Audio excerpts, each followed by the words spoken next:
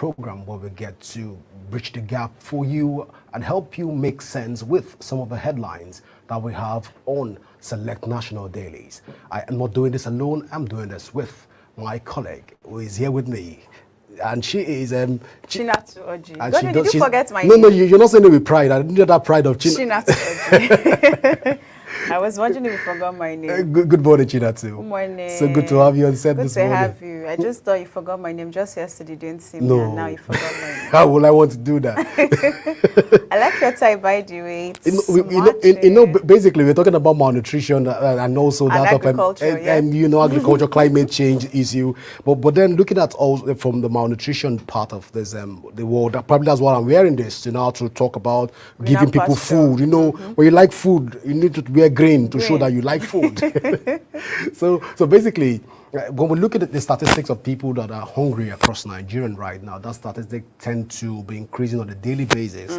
And also when we talk about people that are malnourished in the country, there's difference between starvation, hunger, and malnourished people. And people that have full 3 square meal daily, but their meals are not balanced. So looking at all of this, it really raise concern because this number is skyrocketing. You turn to face on social media of late, you see people shouting a big power, that is, we are hungry. We are hungry.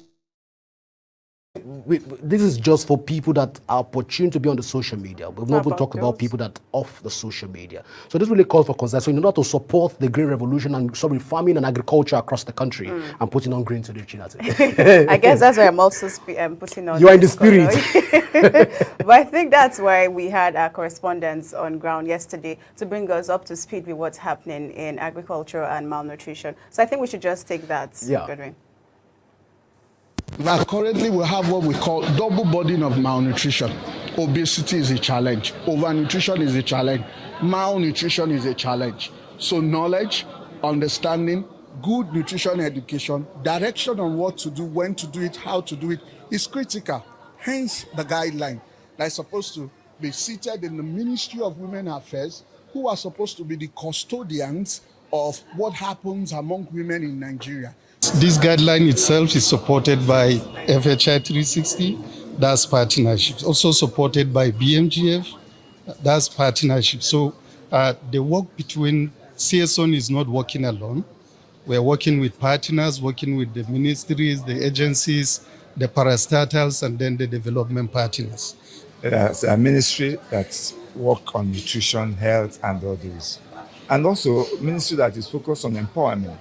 So it will be good for us to see that synergy so that when a woman knows that she needs food and she's empowered to actually cultivate, then from that moment, Agric should take over.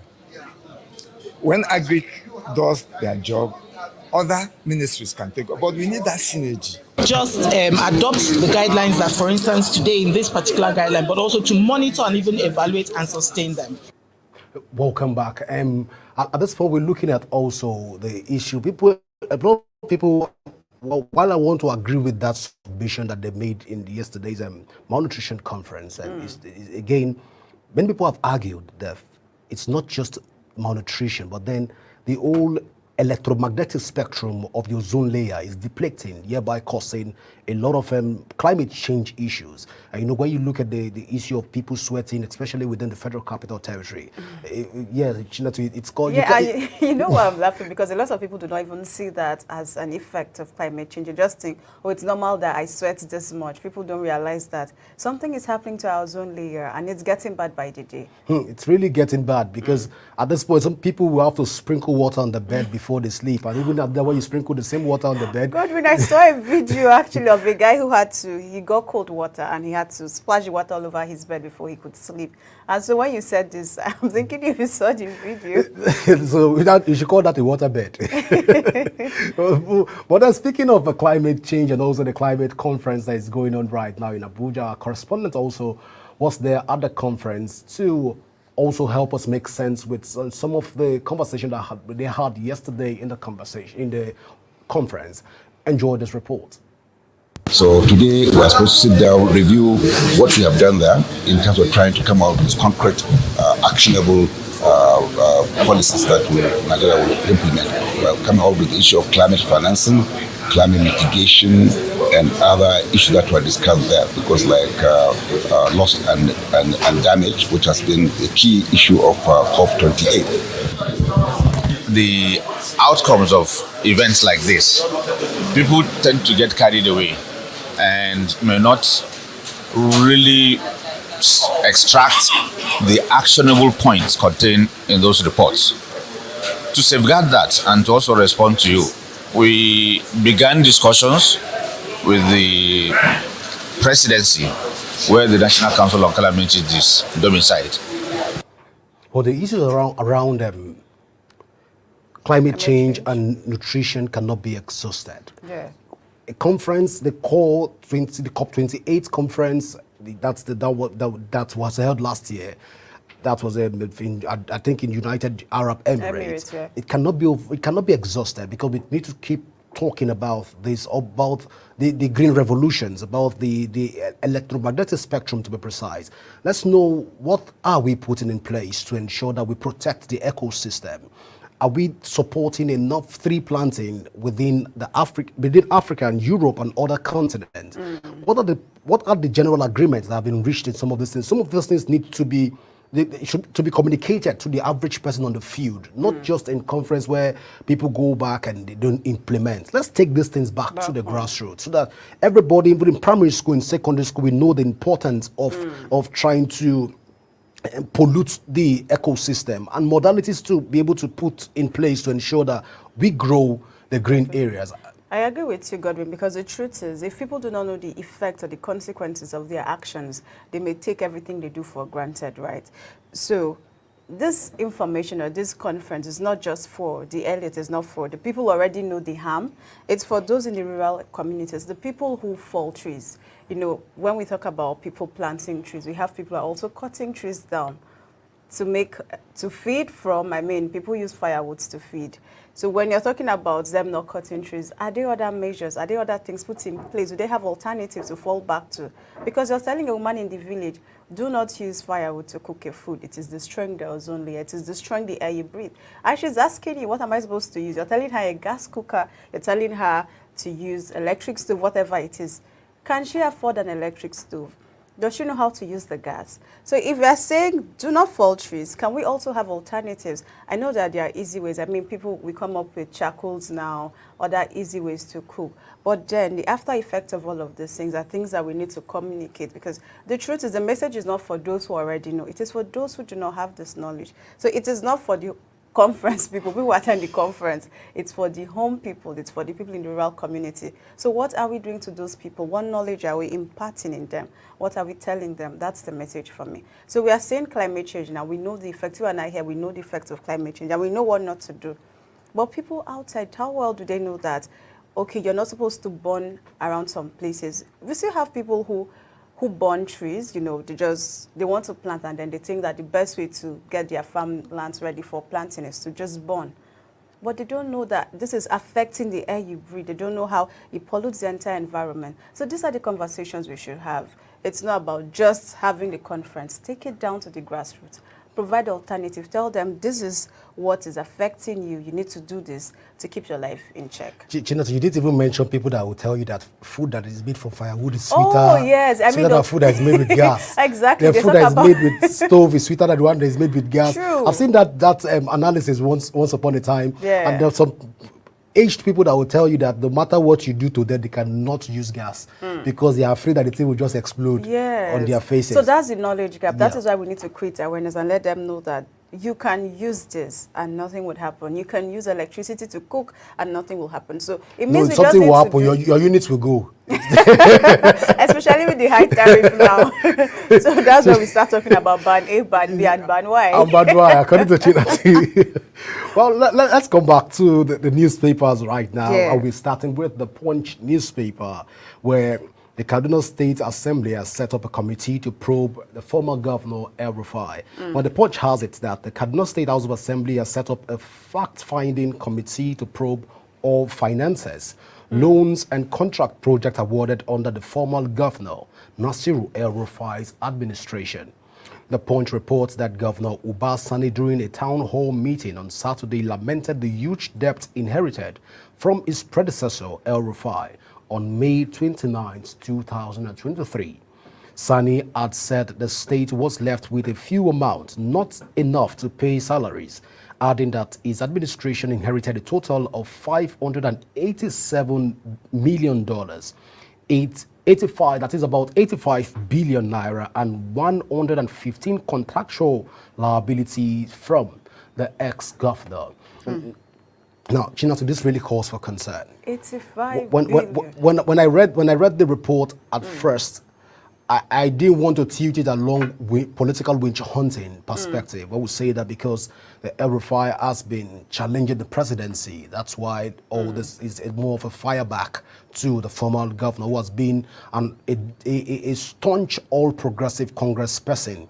But then again, we're creating a new precedent right now, because in the whole of the political dynasty of Nigeria, we've not seen a clear case where a sitting governor of the same party probes an outgoing governor. Like if look at the case of Lagos State, for example, when Fashola left office under the All Progressive Congress, Ambode took over. When Ambode left office, Sanwo-Olu took over from Ambode. But if you see the sequence at which they transit government, we've not heard the case where we say that, although it was alleged that Fashola's used them about 78 million naira, I beg your pardon, to construct a website for Lagos State. But when Ambode came in, if you see, that report was almost not even published by Ambode. Ambode just allowed it slide. So it's like a normal trajectory in our political discourse, where we see politicians in the same party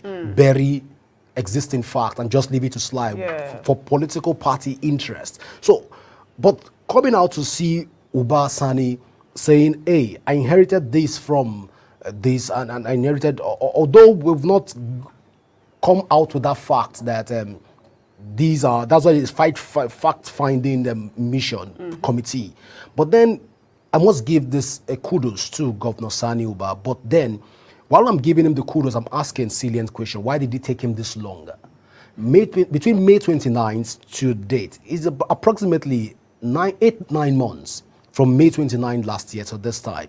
Why did it take him this long to come out? Is it because of the verbosity of the former governor for the last couple of weeks? And also some of the alleged threats by people said that he has left the All Progressive Congress and moved to the SDP, but I don't want to delve towards that line. But let's look at this whole issue. The issue of $587 million, that really calls for concern. If this money was allegedly spent by the former governor, on which projects? How do we account for this? Was it spent under the security vote? Who accounts for the security vote? This has been my challenge with some of the accountability strategies in Nigeria. Who accounts for the security vote in the country? There should be some form of accountability. Let's know what's going on. How did we arrive at this figure? What money, how much was budgeted for? How much was, that's why I like what Budget right now is doing. When Budget comes out, they tell you this is what the state budgeted for this, and this is what they have done. But then let's get more flexible and more robust discussions around this, especially around sitting governors, so that financial autonomies can be removed from the governors. Let's begin to look at the track record that people collect money and they spend, so that posterity can be preserved, knowing fully well that we're able to give account for every single digit, every single amount that was spent by any government in Nigeria. Godwin, you've raised very important points in all of the things you said, but one thing you said that just made me want to laugh was when you said, why did it take Sani this long to come up to say this? And I just wanted to point out that investigation or matters like this needs you to really take your time, because you don't want to just throw stones when you shouldn't be throwing stones, right? So you have to take your time before it becomes a case of witch hunting. On money matters. Especially when it comes to financial issues, actually. I mean, just yesterday we saw the chairman of the All Progressives Party, Ganduje, being suspended.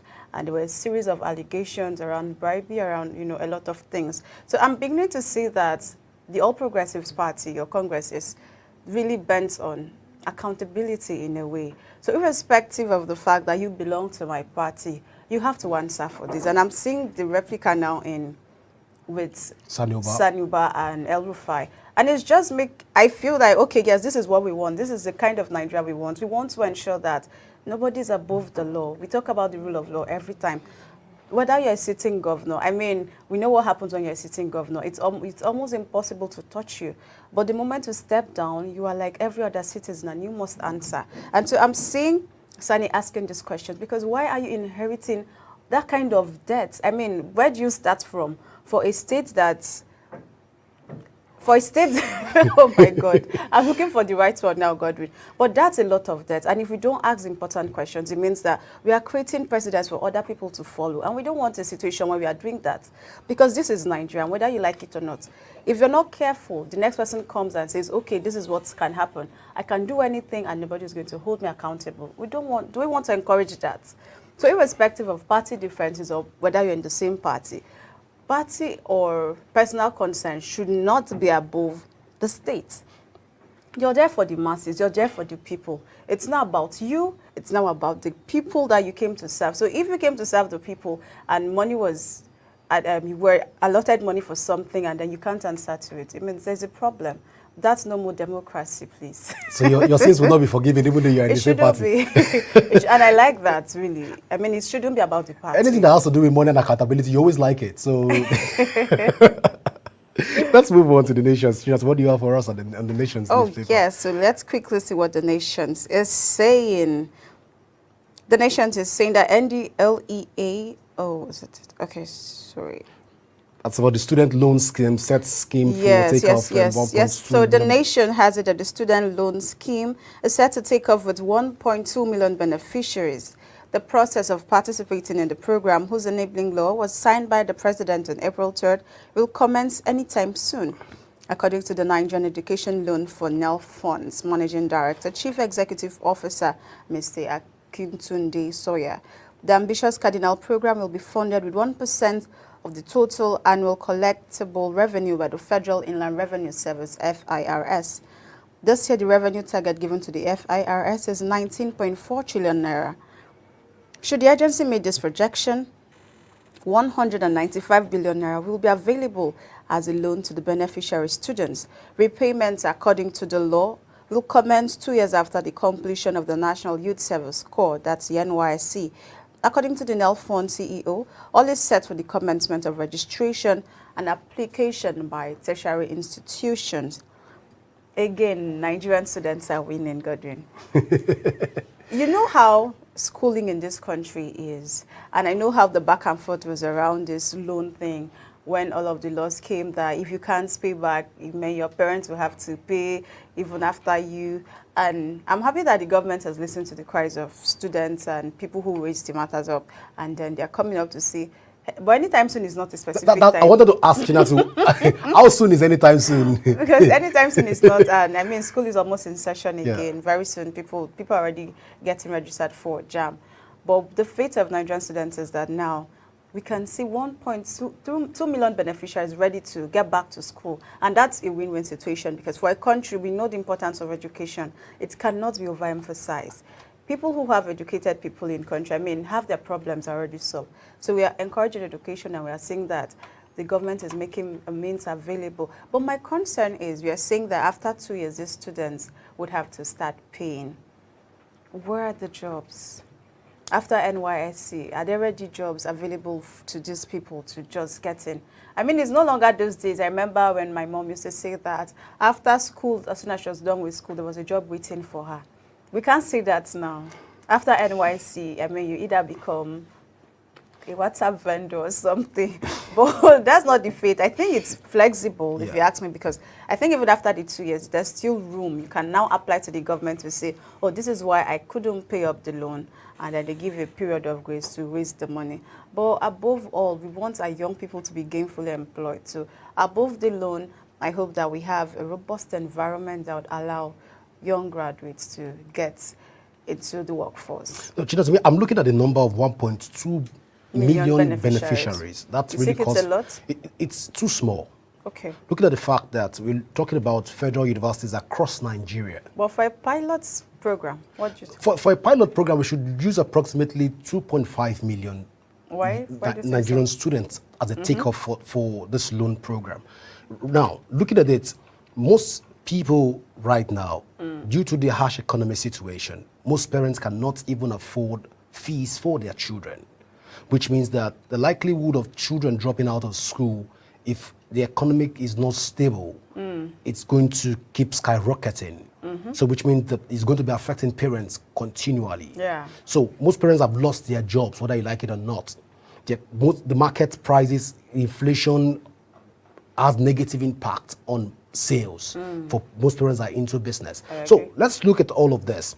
If the government is saying, hey, the federal government can only accommodate 1.2 million people, then let the state government also come up and say, we are going to also take up what state governments across board, at 6 local governments can come up and say, we'll take up also another 1.2 million people. That's 2.4 million. The same states are still struggling to recover. Wait now, Chinatu. No, these are pilot programs because we don't hear again about bursary of late. Bursary is almost extinguishing from people's lips. That when you're in school, you hear that the state government is going to give you some form of bursary.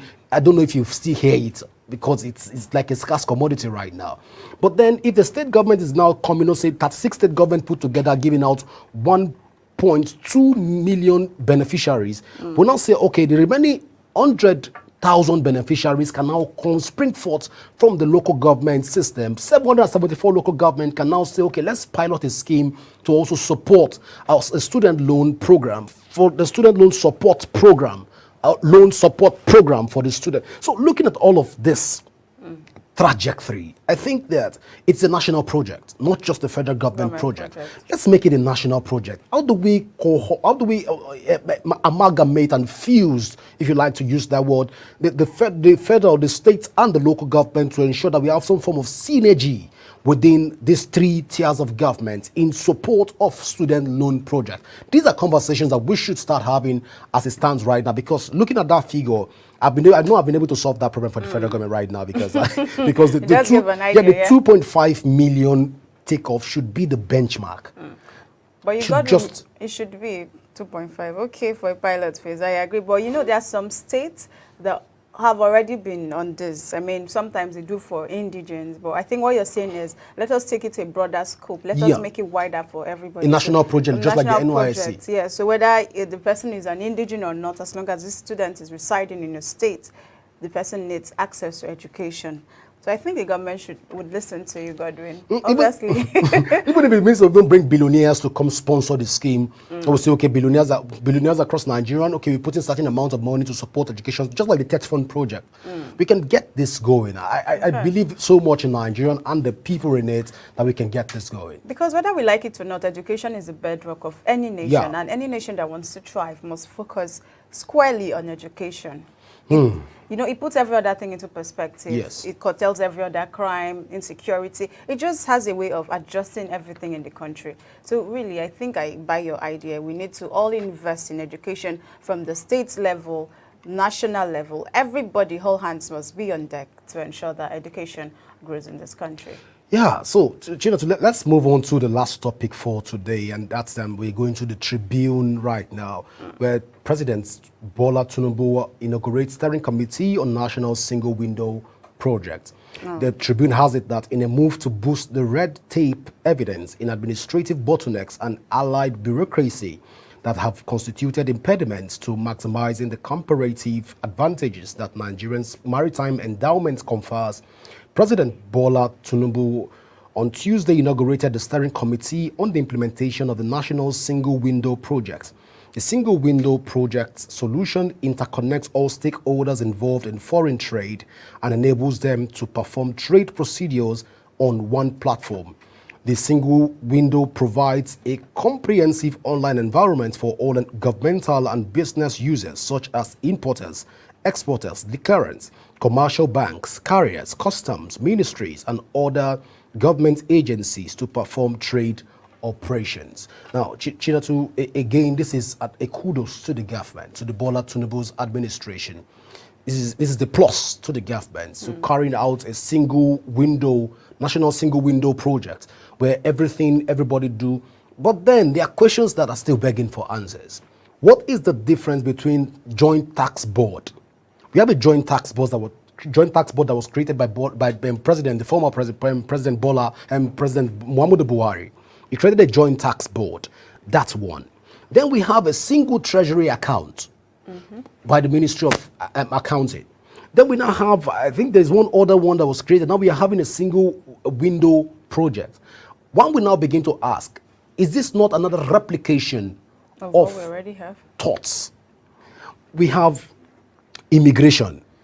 We still have customs. We still have the Nigerian police. We still have what they call it, civil defense, and more are still going to come to join. The same, you get to the border, you meet immigration officers. When you pass the immigration officers, you meet custom. When you finish passing custom, you see road safety. If you finish road safety, what's the difference between road safety and VIO? I wanted to ask that question because they are almost, if you get to the roads, they are almost performing the same function. So why don't we begin to fuse ministries, fuse agencies, fuse parastatals in order for us to get detailed operational mechanisms for our system? They will have this in place. Fantastic idea.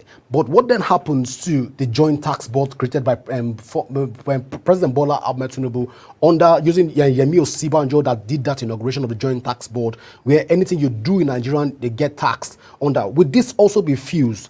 Nobody has told us about the operational mechanism of this, but then let's keep our fingers crossed that this, as a national project for national window, it will also add in combing or form of exchange when it has to do with corrupt practices of exchanging physical cash. You know, because when you exchange cash like that, it leads to all manner of vices. So we hope that this also will comb those vices for us in the country. Yeah, exactly, Godwin. I mean, seeing how Nigeria is an homogeneous state, you will agree that we need something that keeps us all together. But like you said, are we not replicating what we already have? That's why I'm interested in, I love continuity. It's not about starting something. What happens after you're gone? What's the lifespan of that thing? But I think we have a system in Nigeria where everybody comes with their idea and they just expect it to fly, rather than just building on what has already been there, which is what we should be vying for. We have this kind of idea, beautiful. Somebody else come, let there be continuity. We don't have to keep creating this and creating this. Every administration comes with this one. Oh, my idea has to fly. What we want is continuity. So whether it's JTB, whether it's open window, whatever it is, all we want is a system that's unified and makes things easier. And above all, we want continuity, Godwin. I can't agree less with you. The country can't forge ahead without having a strong adherence to continuity policies, especially when it comes to our operational framework, when it has to do with policy implementation, formulation, and policy evaluation, which most Nigerian government are trying to avoid. Policy evaluation. We don't evaluate policies in Nigeria. We only come with the policy formulation, the policy implementation, but we don't do the policy evaluation, and that's really cause for concern. I know that the government is listening to us, and also will be able to look at this again from our own point of view and be able to put this in perspective. Chinatu. I agree. I think we have to continue the conversation. Well, Chinatu, I wish we could continue this conversation, but then we just have to go because the producer is already signaling us it's time to go. Well, viewers at home, this is how far we can go today on the show Headline Reviews. We believe that we've been able to help you make sense out of the dailies of our select national dailies that we were able to touch today. But let's get you talk to us on our various social media handle. Should you want to do that, we are Afro Connect TV on Facebook, Instagram, Twitter, and also on TikTok. Should you want to also join the conversation, you can join the conversation on our website also, which is www.afroconnecttv.com. I am Godwin Sunday, and from all of us here in the studio, we say enjoy the rest of your day. Bye for now.